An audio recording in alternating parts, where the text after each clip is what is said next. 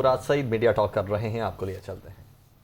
کا مقدمہ لڑا، فلسطین کا مقدمہ لڑا، کشمیر کے سفیر بنے اور عمران خان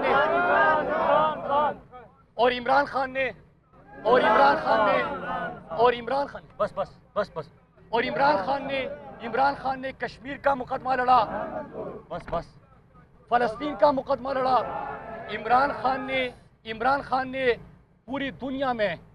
جب پاکستان میں اڈے مانگے گئے اور 80,000 جانوں کا ہم نے پہلے سے نذرانہ پیش کیا تھا، تو عمران خان نے کہا کہ میرا پاکستانی مزید کسی کی جنگ کا ایندھن نہیں بنے گا۔ 80,000 جانوں کا نذرانہ پیش کیا، مزید پاکستانی جنگ کا نشانہ نہیں بنیں گے، ہم امن میں کردار ادا کریں گے، کسی کی جنگ میں پاکستانیوں کو ایندھن نہیں بنائیں گے۔ اور انہوں نے ایبسولوٹلی ناٹ کا سازشوں کا جال بنا جاتا ہے کہ اسلام فوبیا کے خلاف انہوں نے قرارداد منظور کرائی۔ تو جو بات کر رہے ہیں اس وقت پاکستان میں متحد کرنے والا، پوری پاکستان میں کوئی پولیٹیکل پارٹی ہے تو وہ تحریک انصاف ہے۔ ایک لیڈر انہوں نے سندھ میں کھڑے ہو کے سندھ و دیش کا نعرہ لگایا، بلوچستان میں کھڑے ہو کے آزاد بلوچستان کا نعرہ لگایا، خیبر پختونخوا میں کھڑے ہو کے لڑ اور بر کا نعرہ لگایا، لاہور میں کھڑے ہو کے جاگ پنجاب جاگ کا نعرہ لگایا۔ عمران خان نے پاکستان کو متحد کیا، پاکستانی قوم کی بات کی، پاکستانیت کی بات کی، پاکستانیوں کی بات کی، قومی غیرت کی بات کی، خود مختاری کی بات کی۔ اور آج یہ سارے چور اور ڈاکو اور لٹیرے جو اوپر بیٹھا ہوا ہے فرد جرم عائد ہونا ہے،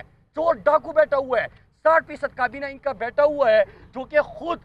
ضمانت پہ ہیں، اس کے ساتھ جو ان کا